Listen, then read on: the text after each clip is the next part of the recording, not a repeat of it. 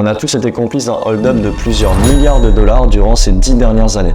Laisse-moi t'expliquer de quoi je veux te parler. Je pense que je prends pas trop de risques en disant que 99% des personnes qui regardent cette vidéo sont habillées, ou du moins en slip, enfin en tout cas je l'espère. Ce qui veut dire qu'une grande majorité d'entre vous a aussi forcément déjà acheté des vêtements. Dans des magasins très probablement, mais pour une assez bonne partie d'entre vous, vous en avez aussi déjà acheté sur internet. Que ce soit directement sur le site d'une marque, en seconde main sur Vinted, Le Bon Coin, ou bien même sur des marketplaces qui regroupent tous vos produits préférés dans un seul et même endroit. Des marketplaces de ce type, on en compte deux grosses en Europe. Il y a dans un premier temps ASOS et Zalando. Et en apparence, c'est juste deux boîtes totalement classiques qui ont su profiter de l'explosion d'internet pour bâtir un empire colossal. Mais en fait, l'une de ces deux marques cache une énorme supercherie. Oui, Zalando n'est en réalité qu'une grande mascarade et sûrement le plagiat le plus rentable de l'histoire. Et aujourd'hui, je vais vous raconter la folle histoire de ce plagiat.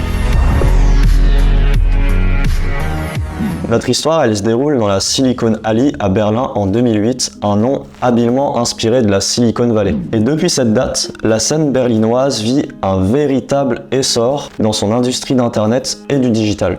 À cette époque, l'Eldorado, c'est l'e-commerce. Et pour craquer ce monde, il existe 4 incubateurs qui font les grands succès de la scène entrepreneuriale berlinoise. On y compte Team Europe, Project A Ventures, SpringStar et Rocket Internet. Retenez-le, celui-là, il va être important pour la suite de notre histoire. Mais en plus de cet incubateur, il y a aussi des milliers de salariés de moins de 30 ans sortis d'école qui appliquent à la lettre les recettes des plus grands de la Silicon Valley, dans un seul but, percer eux aussi sur internet. Et dans ces jeunes se trouve une personne très importante, c'est notre premier protagoniste, Robert Gentz. Né en 1983, il a grandi à Düsseldorf, en Allemagne, et a eu une jeunesse, tout ce qu'il y a de plus classique. En 2005, pour ses études supérieures, il s'expatrie au Mexique pour y faire un MBA à Legat Business School, un institut de technologie et d'études supérieures de Monterrey, puis revient en Allemagne pour étudier à la WHU, Otto Beisheim School of Management, à Wallendar.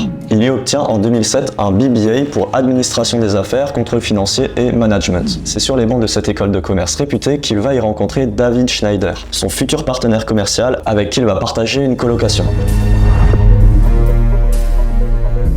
Tous deux ont un seul et même rêve, avoir une réussite identique à celle des grosses entreprises de la Silicon Valley de l'époque. Il faut savoir qu'en 2007, il repart en Amérique latine, mais cette fois, il n'y va pas tout seul. Il y va avec David Schneider et ils vont y monter leur premier projet entrepreneurial. Il est inspiré par l'histoire d'un réseau social allemand, StudiVZ, qui a été racheté pour 85 millions de dollars par le groupe Holtzbrinck. Et tu remarqueras que Robert, il a une petite tendance à souvent s'inspirer de ce qui fonctionne déjà pour ses projets entrepreneuriaux. StudiVZ est un réseau social pour les étudiants, en particulier pour les étudiants des collèges et des universités en Europe, basés à Berlin en Allemagne. Le nom est une abréviation de l'expression allemande Studentenverzeichnis, qui signifie annuaire des étudiants. Désolé si je l'ai mal prononcé, j'ai eu que 7 à mon bac d'allemand. Ils décident alors de créer avec David Schneider leur propre réseau social. Ils vont l'appeler Unibicate et le baser à Monterrey. Ce réseau est destiné aux étudiants du Chili, de l'Argentine et du Mexique. Ce premier projet est cependant un échec et les deux entrepreneurs se retrouvent très rapidement sans argent, ils ont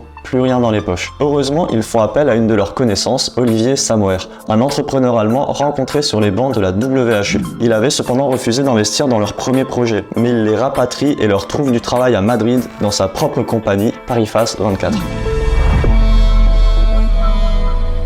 Et c'est comme ça qu'on arrive à l'année qui débute notre histoire. 2008, pour rappel, cette année, c'est l'explosion de la Silicon Alley. À Berlin, un véritable noyau de création de start-up. À cette époque, environ une start-up est créée toutes les 20 minutes. Et pour réussir, il vaut mieux être accompagné par les meilleurs incubateurs de l'époque, sinon c'est l'échec assuré. La ville est devenue en une dizaine d'années l'une des capitales les plus attractives pour les entrepreneurs en Europe, la troisième après Londres et Paris. Cette explosion, elle est due à une stratégie politique, simple mais efficace, qui s'appelle « pauvre mais sexy ». En gros, c'est super simple de s'identifier en tant qu'entrepreneur, il te suffit d'aller à la mairie et de te présenter.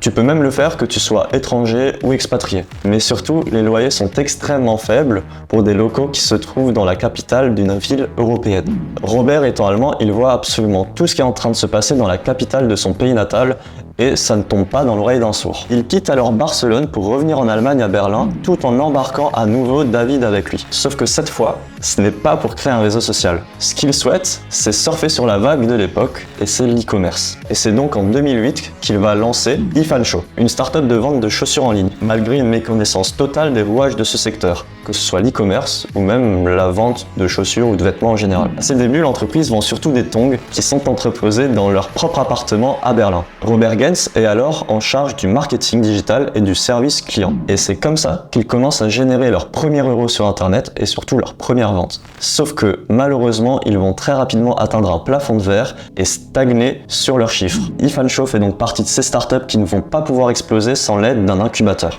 Et cette fois encore, Olivier Samouer va revenir vers eux.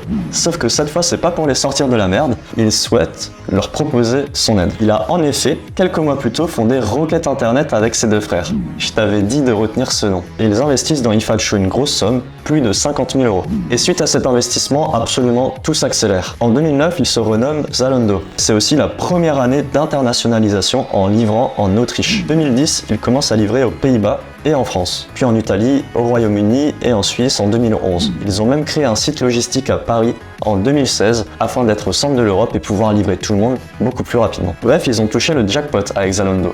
Et c'est un véritable rêve devenu réalité avec ce succès entrepreneurial.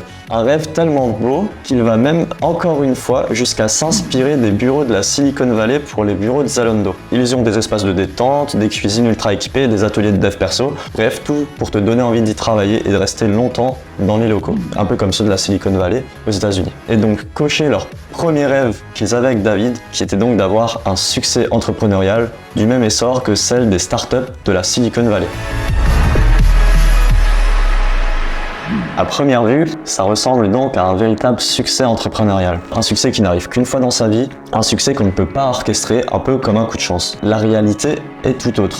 Tu te souviens quand je t'ai dit que Robert, il adore s'inspirer de ce qui fonctionne pour ses projets? Et bien pour eFanshow, il a tout sauf dérogé à cette règle. Sauf que cette fois, il a été plus intelligent. Quand pour sa première expérience entrepreneuriale, il avait copié un projet européen pour l'inclure sur le marché mexicain, marché qu'évidemment il ne connaissait pas du tout. Ce projet qu'ils ont copié s'appelle Zappos, un projet qui avait déjà beaucoup de succès à l'époque, une marketplace de vente de chaussures, et ils y vendaient tout type de chaussures. Et c'est de ce site que Robert Gens s'était inspiré à la base pour son site d'e-commerce de tongs.